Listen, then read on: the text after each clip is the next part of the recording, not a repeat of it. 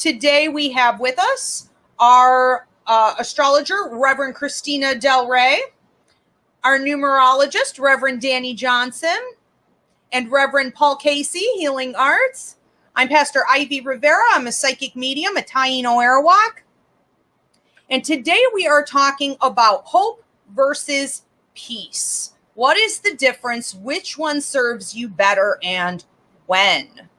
So I do want to encourage you guys to post your questions and comments on this topic in the comment feed, and Paul will be reading those off as we go along. We like to see interaction here with our services.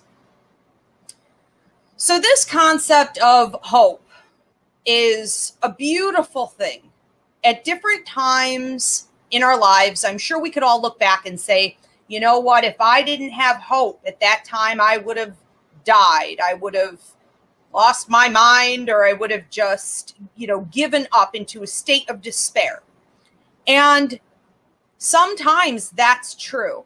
And during those times, I think hope is a beautiful thing. Wanting change, believing change will come, believing in divine intervention, which we do here, even though we're astrologers and numerologists, and psychic mediums. We do believe in divine intervention. Not everything is written like a script. So it does happen.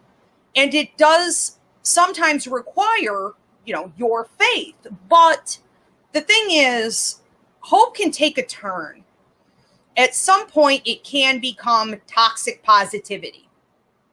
And when that happens, we see a drastic deterioration of your mental, emotional, spiritual, even physical well-being. Your relationships and your prosperity can take a downturn. And we really have to understand that at that point, it's time to shift from being hopeful and full of faith and positivity, supposed positivity, toxic positivity. We have to shift to a sense of peace, inner peace and well-being. And I think that it's pretty obvious when it's time to sort of give it up. We would notice that we're frustrated, we're anxious, we're restless. We are looking outside ourselves for people or circumstances to serve us better. There's a sense of lack, and that's a sign that it's time for you to accept peace. And accepting that peace is all about saying to yourself in an honest way, I know that I will be okay regardless of the outcome, no matter what happens. If I do get what I want, if I don't get what I want, if this person does change, if the circumstances, eventually meets my needs or my desires, no matter the outcome, I will be okay. And making that decision is what I think God wants for us. That gives us our power back. And so there is a huge weight lifted if you've been feeding toxic positivity and hope and faith, and you switch to inner peace, being centered, being rooted, knowing that you are okay. One of the things that you could do to help that along too is to not focus on the past. So this is all about mind control. The biggest question my clients and my students come to me with is, how do I do it? But how do I do it? But how do I do it? You have to choose to do it and then actually follow through on it. You have to apply it. Apply the self-control. Stop your negative thinking. Replace that negative thinking with something more positive, like gratitude. Okay, look around for things that you could be appreciative of. But it doesn't just happen overnight. You have to think of how long it is that you've had that dysfunctional habit of overthinking, worrying, okay? And then you need to replace it, sometimes with even double the amount of time. So it requires that you form a new habit and you are diligent in stopping those thoughts. If you're connected to the past, you're going to feel heavy, depressive, hopeless, despair, if you are thinking too much into the future. Again, you've got to stop, control those thoughts, pull your energy back, pull your mindfulness to the present moment and stay there. If you're in the future, you're going to feel anxious, nervous. You're going to have this egotistical approach of wanting to control. It's fear-based. So that simple trick of staying present, or like we always say here, get comfortable being uncomfortable. It will get easier, but it does require a lot of work. I want to talk about a couple key areas that I've been affected personally, and I see my clients and students affected by this hope that turns to toxic positivity, and how peace, inner balance works for them better. So I want to talk about the influence I've had from the Catholic Church, growing up Catholic, going to Catholic school for several years, and being forced into that atmosphere. Put a lot of guilt on me, as I know it did a lot of you. Telling me essentially that it was a sin not to have hope. It was a sin not to keep the faith. It was, in a way, punishable. And that if I had prayed for something and I worried about it and I lost some of that hope, I lost some of that faith, I lost it. I lost the anointing. I lost the blessing. It wasn't coming. The grace would not be, but that's it. You negate your prayer. Now, I actually believe that that's true. In prayer, in law of attraction, in manifestation, it's all the same thing. Now, if you want something and you're focused on something and it is rightfully yours and you can keep that high vibration and stay in tune with it, you can potentially pull it into you. But what I didn't appreciate about the way the church had presented it was that I had to keep in this almost defenseless, lack of empowered state. It was like a wishing, and it was fantasy-like. I did not see my circumstances improve. Years and years of prayer to get me out of abusive, toxic situations in my family. There was no escape. I didn't get what I was asking and praying for. However, what that toxic positivity taught me was to focus too much on the bigger picture. And I wasn't always comprehending those smaller instances when Spirit was reaching out, when Spirit was rescuing me, when Spirit did show up with a sense of peace or protection, or did alter my circumstances a bit, or gave me some hope to hold on to that was more legitimate, giving me a gift of some kind in my life that I could receive.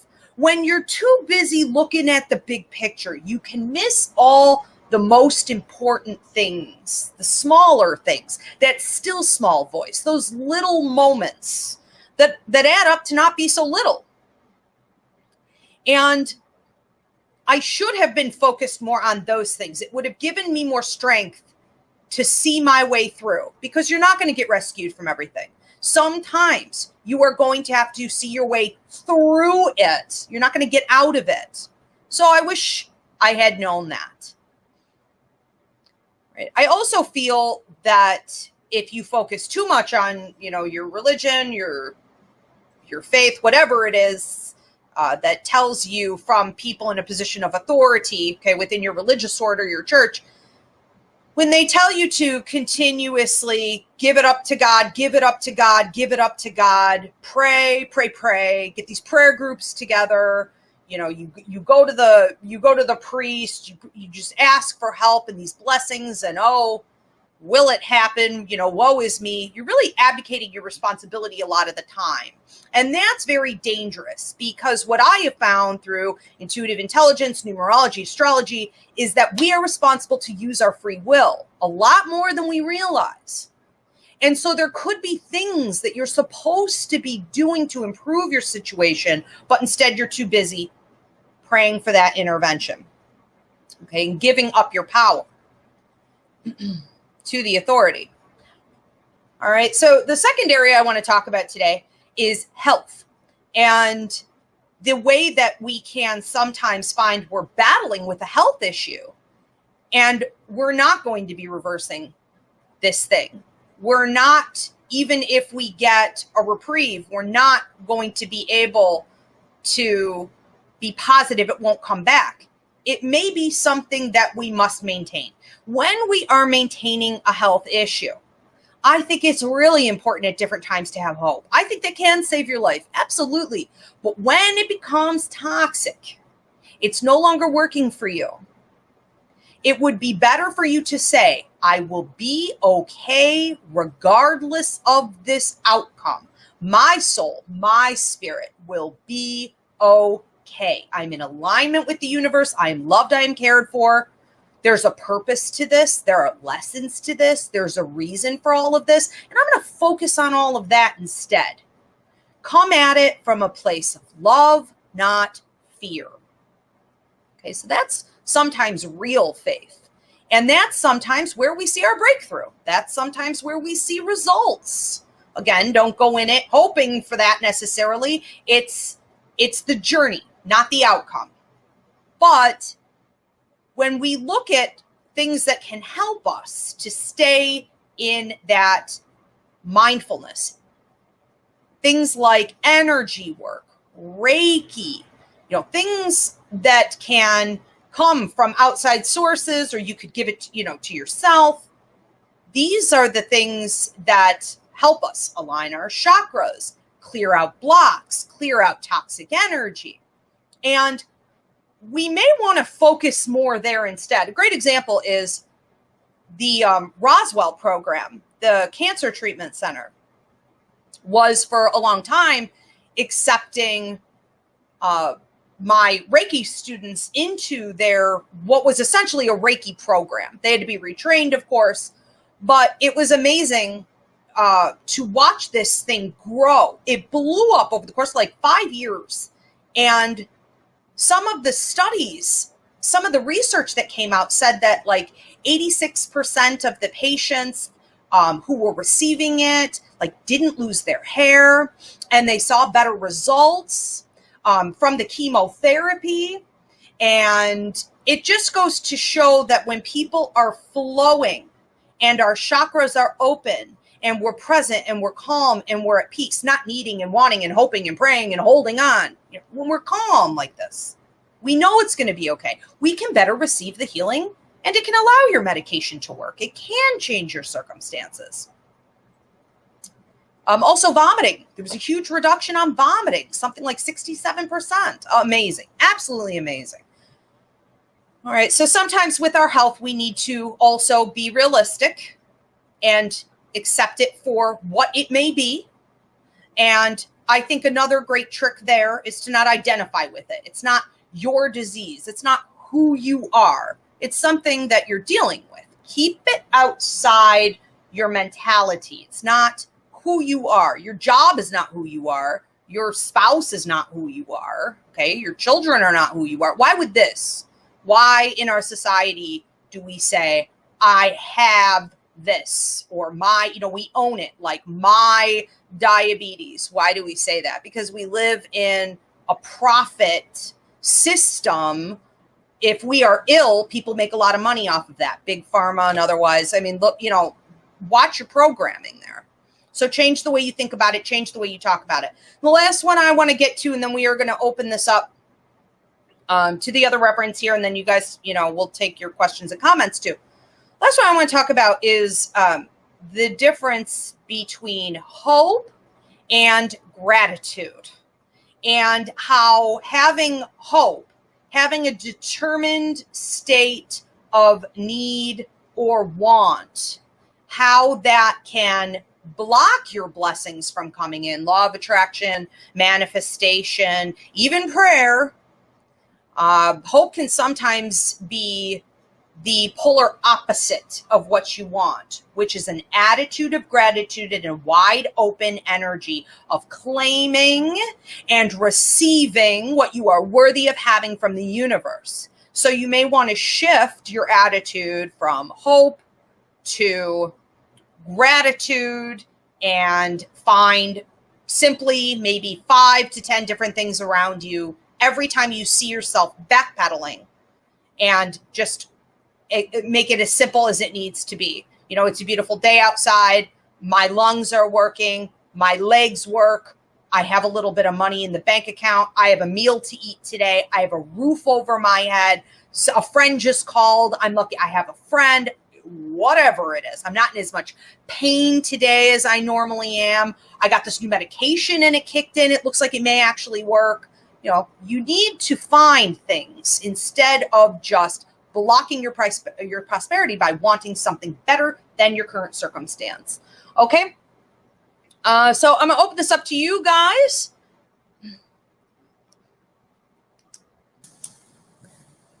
Well, Ivy, I appreciate you sharing and saying how praying without just prayer without anything behind it, how misleading and toxic that is. That's I think even like in scripture it says that like faith without works is dead. So it's like you just can't pray and then expect for anything to happen.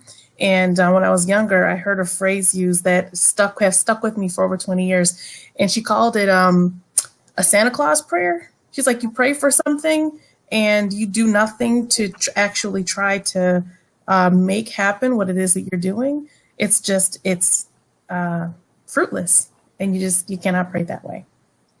And when thinking about and reflecting on peace and faith and hope and peace, peace is just that trust that you know that things are going to work, things are going to be okay, and that there is more to the story than what is being shown right here. And there's in this concept of letting go, especially like when thinking about the numerology. So of course, like all the numbers have, you know, the higher and lower polarities, but when it comes to peace is being that ability to be able to let go and be free and to not feel the need to hold on to things. And it's interesting because the numbers 3 and 5 are the numbers, especially at the higher polarity, are the numbers that allow for us, whether it be the life path number, the expression number, the heart's desire number. Number 3 allows for us to be creative, to be in the flow, and to allow for that natural creative energy to flow through us, and to have a lightheartedness. Now, the thing is, we have to be careful with 3 because the number 3, if we're not careful, if we have no discipline, then we run the risk of not attaining any of the goals that we have and just being a little too carefree. So the number 3 allows for us to let go and to be in that authentic flow. Also with number 5 is the number of like freedom and liberation. And what's interesting because we are living in a number 5 year right now. And so folks with the number 5 energy, especially at the higher polarity, thrive in that sense of freedom and feeling liberated. And when realizing, you know what, something isn't working, I'm going to let it go. I'm going to just move on to something else. I'm going to do something that allows for me to feel free and allow for the air to flow in me. And in a way, it's kind of like once every stone unturned, it's like I turned over every stone. I'm good. All right, great. You know, so that's what those numbers can do when we're connected to them. I was just going to say, I like hearing that so much more because generally we're told too that like if you Google, and this is why I love your numerology class because it's so much more in depth and accurate, but typically you Google things like 3, you'll find an angel numbers or whatever. They say it's the Trinity. You know, it's the Trinity, which can, based on our programming, take us in the wrong direction. Or, you know, it can be that letting go. And then, you know, 5 we think of as huge change, you know, but that change can be freedom and liberation. That's so exciting. Mm-hmm. Absolutely. And and I feel like it definitely connects with hope versus peace, and especially the concept of peace when praying and just asking for guidance and intervention, just on situations that are good and positive, but you just know that just change needs to happen. There just needs to be some fresh energy, some fresh air, right? And I felt this one day, and you teach us through it in mediumship about automatic writing, and with my guides and one of the saints who is protective, I asked, for guidance in this, and I felt my guides, and one of the saints say, you've got to close this chapter. And when I heard that, I said, oh my gosh, close a chapter. And it just kind of freaked me out a little bit. And then she said, girl, she's like, listen, you close a chapter so that you can open the next one. She said, have you ever read a book with just the characters just in one chapter? He's like, what kind of a crappy book is that? Excuse me for saying crappy in our service. But it's like, what kind of a book are the characters and situations and environments only in one chapter? He's like, you close that chapter so that you can open the next one. And that, I feel like, relates to a cord cutting. When you describe cord cutting and you teach us about that in mediumship, you can cut the cord with a situation, with an environment, with a people or a person, especially when you know that people and situations and environments are meant for you. Like, you know that you have a contract with them. Cut the cords in that particular space so that cut that energy out, let it go, and sign on to that new contract. And if anyone is meant in the environments and the work and everything is meant, they're going to be on that new contract when you sign on to it, with fresh air, with fresh blood, with everything. So that was really freeing, really super freeing. And I had to get past that first initial phrase. And I almost kind of heard, can I finish? Like when I was, kind of worried in that way. And that's where that peace can be so empowering and really it's like taking a break, and it feels like taking a break. It feels like taking a break. And I love how you said I think it was a Bible verse or something. You said, peace, part of peace is knowing that there's more going on than what meets the eye. Mm-hmm. That's so true. And that's a big part of that letting go, is that you have to understand that we don't have all the answers right in front of us right now. There's stuff happening for sure. Yeah. Excellent.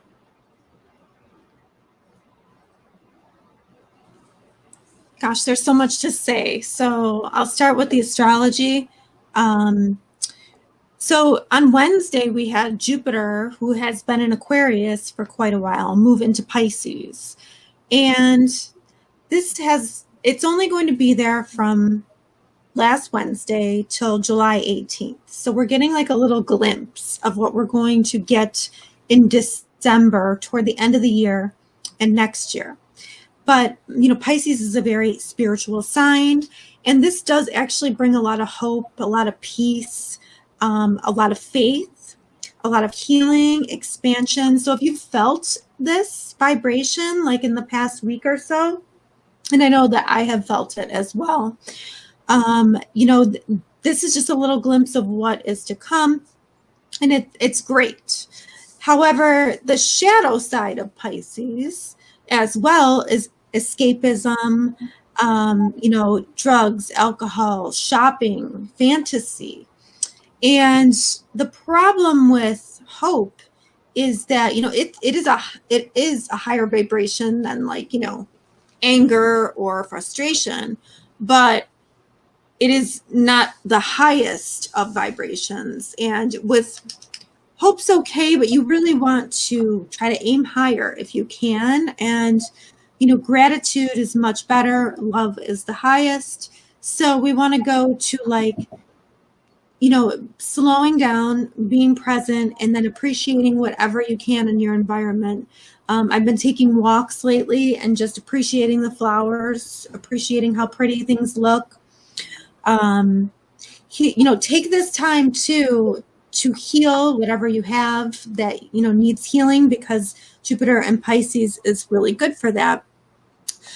And, the good part about Jupiter and Pisces too is like faith. So, you have to trust that you don't know what's going on, but as things come, you really have to deal with the reality of the situation. You might hope or wish that something was different, but it's not different. You know what I mean? And so you have to look at what is in front of you, and you have to say, if you say, okay, this makes me really sad, what I'm looking at.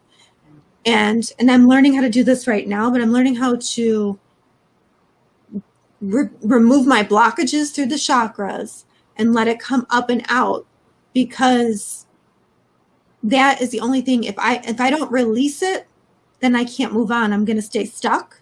So, and I know Ivy offers Reiki classes as well that that dives into this. But if we all have blockages because of our experiences. It's just, as a society, it's kind of how we operate. We push stuff down. So, we don't want to deal with things. We either cling to them because they're great, or we push them away because they're uncomfortable. And that's how we live our lives. We try to control our entire lives by doing this. And it doesn't really work out very well for us. So Saturn this month is going to go retrograde on the 23rd. And when it stations, it becomes the most powerful. And Saturn, while Jupiter in Pisces is like, la la, I'm, happy and I'm healing and I'm maybe escaping into fantasy and I'm spiritual and I'm, all these things. But Saturn is going to say, you have a reality check. So around the 23rd, there's some kind of reality check for everybody somewhere in their chart. And you're not going to like looking at it. Nobody likes looking at reality. Not really. No. But you have to look at it and you have to say, all right, well, I'm going to deal with what's in front of me. And then I'm going to let it go. I'm going to, if it hits my blockages, I'm just going to, take a deep breath. I'm going to deal with it. And I'm going to try to let that energy go and surrender it to a higher power. But first, before you can surrender it to a higher power, you really have to do all you can. And that's what Saturn says. Fate, really exactly what, I would think, sometimes I think I'm like, I did not talk to her before the show. But anyway, what Danny said, faith without works is dead. Well, that is Saturn right there, because Saturn says, well, we are the incarnation.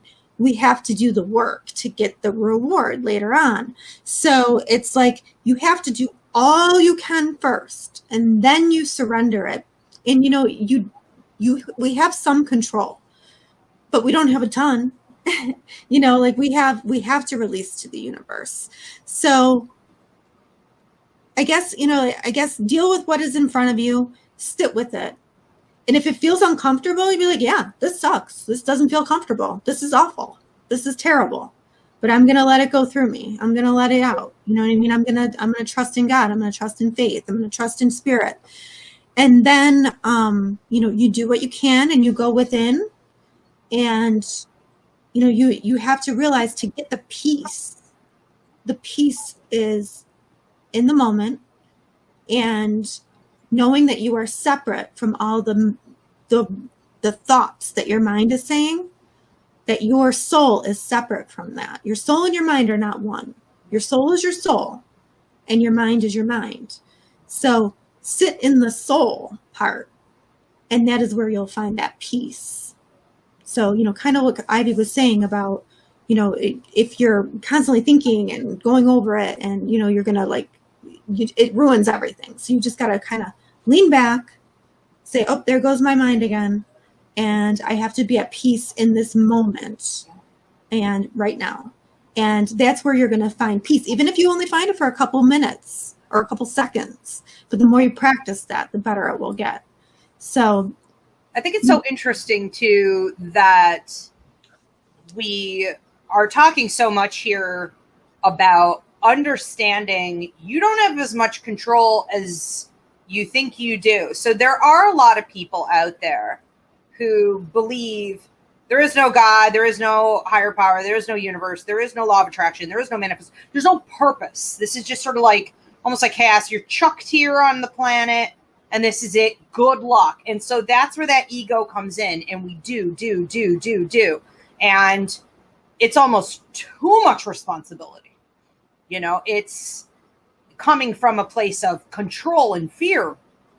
And those of us who were abused or neglected as kids, or if we ever went through any kind of real significant hardship or trauma in life, you may have taken that up unwittingly. And now you want to control everything because you don't have faith that there is a plan or that you are safe. You feel it's up to you, sink or swim. And I wonder how much of that does lead to some of the health conditions and the long-term problems that we have, you know, and then we're stuck, you know. And so it's almost like for some people tuning in today, that could be a confrontation. This could be a huge test, a big opportunity for you to finally learn this lesson, because it's all built up to that.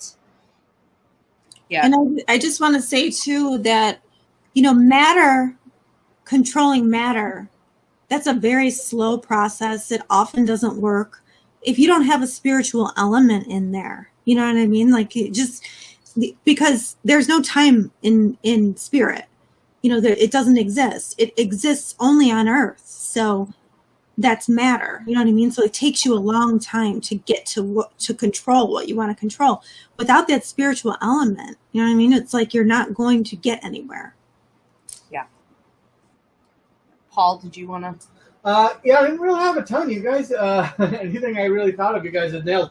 But I did like the point you had brought up, like towards the end of yours, and that Christina had brought out further, is that, you know, everyone has this hope to get out of their situation, pretty much, instead of just realizing that their situation's them and it's always going to be, and it's just like kind of taking it with you and how you go with it. Instead of getting out of it, it's how do you grow it, how do you change it, yes. You know. And I think trying to think, like, it's the lesson here. So it's like, what was that, suffering, the mini class you did? So, yeah, we did a mini class. It's in the playlist here on YouTube called Why Am I Suffering? And I think we talked about 5 key things to ease your... Yeah, and so with that too, there was Ms. Charlie on TikTok was saying, you know, don't compare your pain and grief and be outshadowed by another's pain and grief. That's and good. So I brought up that class to her. But it's all part of why you're doing it, you know, like, okay, yeah, you want to be out of it, but hoping to get out of it isn't really getting you there, you know. It's like eating the pizza without putting on the weight, or like you said, Empathic, eating 12 Big Macs and not having to go to the bathroom, you know. So right. You really have to go through it, but and there's the piece there, and knowing that, well, I can get through it, and, you know, hope is just kind of like, I feel like hope is it's just like the fluff version of peace and lessons, you know? It's like, yeah, it's just kind of this, oh, you know, I hope, but, you know you can get there, but you just have to do it. Well, yeah. And hope is not enough. No, hope is not enough. Yeah. And, you know, there are a lot of people in positions of power who trained us very well to stay right there. It gives all your power up to the authorities. You know, that you have to go to them, and with their help, maybe you can get something. But yes, I love, Paul, what you're saying, that it's almost like a timeout chair. It's almost like you're sitting when this thing breaks and you realize hope is shifted into toxic positivity. It's no longer what it was. It's like you what are you supposed to do in that space? Turn toward despair? You know, hit the liquor bottle? I mean, what are you going to do? No. What are the lessons? What am I supposed to be learning from this? How can I grow from this? How can I become better, not bitter? You know, can I help other people with this information? What's the bigger picture? So you're sitting there and you're supposed to be focusing more on that. And through that process, the peace is tremendous. How many times too have you hoped for something and then you were really glad you didn't get it too? You know, like, we don't always know what we're talking about. That's where like faith comes in, you know. Or you get it and you wish you hadn't, you know. I mean, we really have to rearrange our priorities here. Sometimes the most important thing is to feel good and be working from an honest place and be productive in life, not just feel good, you know, instant gratification. So I do want to open up to questions and comments at this time. At this time, we are taking collections, so donations are appreciated. Also, I just wanted to also explain for those of you on TikTok to watch a full list of previous services. You can go to YouTube at Ask Ivy, and you guys can see old services anywhere. You can get a podcast. What questions and comments do we have coming in here? I also want to encourage you guys at this time to post your prayer and healing requests. So we have one from David. Okay. It says, a common thread in all religions, whether it's prayer, law of attraction, or spell casting, praying or setting an intention is just step one, but there must be inspired action to bring it to fruition. True. And in relation to your last bit, Ms. Charlie said, thank God for unanswered prayers. Right. Very true. Mm-hmm. Okay. So yeah, I think we tend to run into this victimhood mentality with this as well, this martyrdom mentality. I give, I wish, I hope, or I'm always getting the short end of the deal. This is all connected, I think, to giving that power up. And it could have very well started from this type of training. I think that when we see this problem as a theme in our lives, we need to look back. How we were raised, what our family believed, generational, not curses per se, but, generational influence. And we need to decide once and for all, we're going to cut the chains and get free, do something more with it. And I just want to say, too, we are doing a show on shadow work, too. So we'll cover some of that as well. And, the need to go in and find your blockages and to deal with them, so you can suffer less, really.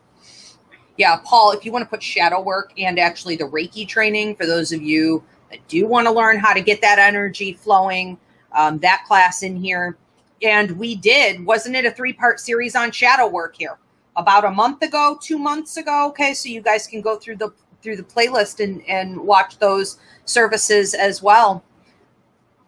Okay, well, if you guys don't have any closing statements on this, we can get into prayers and healing requests if there are any. Just one final thing that I'd like to share is just when reflecting on our discussion today and on our sermon today, this concept of no matter what religious or spiritual belief system, this concept of whether it be spiritual maturity, Christian maturity, it's that process of questioning. So even in that space of like, because many of us are on simultaneous, parallel spiritual and religious paths, and that is perfectly good, and that's fine.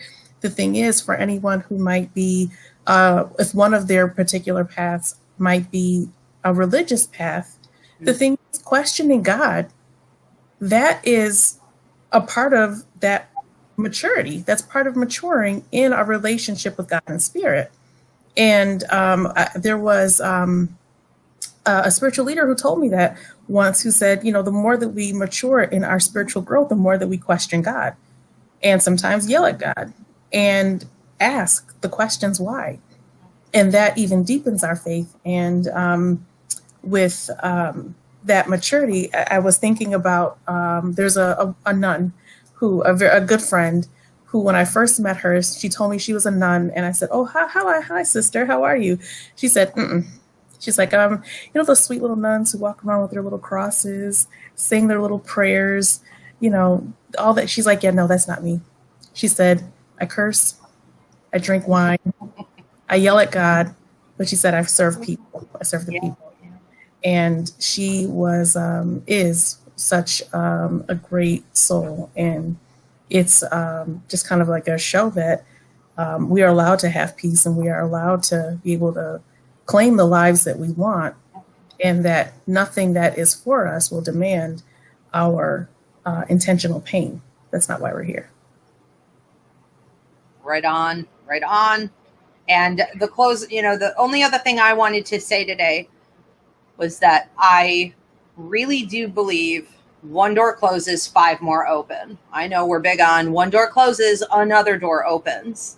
And when you say that, one door closes, 5 more open, people go, not for me.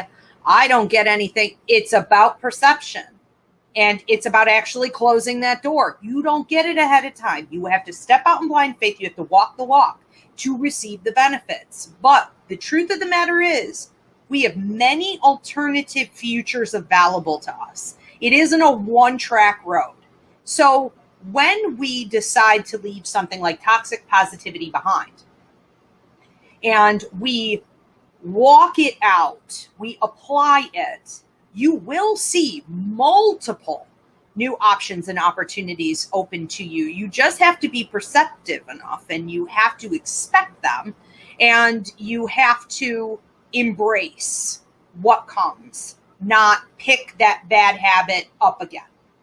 Because sometimes what we see isn't, the equal of what we wanted. It doesn't equate to what we wanted. But that doesn't mean it can't turn out to be something even more amazing than what you originally had or what you originally wanted. You don't know where that journey will take you. So don't predetermine and judge that nothing will be worth it. No one new will be worth it. No new situation will be worth it. You will always be without. You don't know where that can lead. And we have many options. Did you guys have anything else, or do we have any prayer or healing requests? What's that? Plenty of prayer and healing requests. Okay, so let's get into these. Paul's going to be leading our prayers here today. Let's all join in and give the love and support to each other. Okay. First we have Alicia, who's praying for a swift end to her homelessness. Let's lift that up and pray for Alicia to get back on her feet and off the streets, find a place for herself to live quickly. Amen. I have one from Ellie. She's looking for some positive vibes sent her way. So let's send our energy over to Ellie. Get her up out of where she is. Yes. You have Vanessa, who's looking for healing prayers for her brother Alan to figure out his health issues. Slip that up for Vanessa, Alan, family. Claim that for Alan, figure that out. Get some answers. And then we have Look B. Prayers for any blocks leading to victimhood mentalities. So let's lift that up for Look B. Claim that.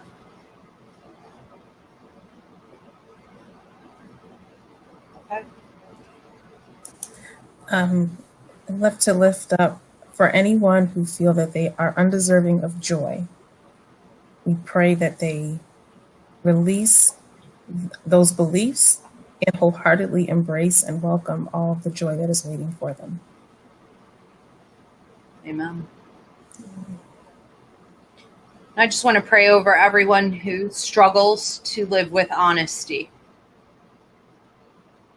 It's difficult to sit with reality of who we are, reality of our circumstances, reality of who other people are. But regardless of how those delusions are supported by society, we need to step up our game. We need to try harder. We need to be more honest. And I pray over those that struggle and believe because they've been guilted or programmed improperly. They believe that it's shameful to do that it's pessimistic instead of realistic, that it's going to lead to their downfall instead of their upgrade. I pray that they find the strength to be present with who they are and what's happening, and that they can hear from Spirit in those moments and build something amazing out of that truth.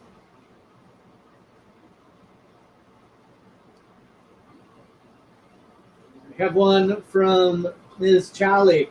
Praying for Phyllis to have a painless crossover. Prayers for her to Ms. Charlie to understand this journey. Put that up for Charlie, Phyllis, and their families. Yes. All right, everyone.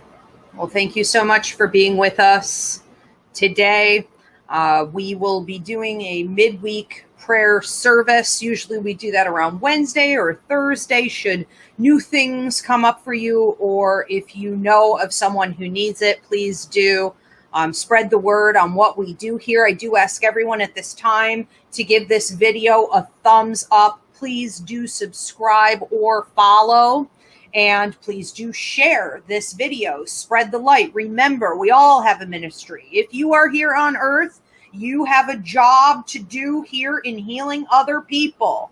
It is everyone's task to take on, and this is one way that you can contribute to that. Again, we appreciate donations if you have not already done so, and we will see you guys next Sunday, 8 p.m. Eastern, back here for Roots Revival, Interfaith.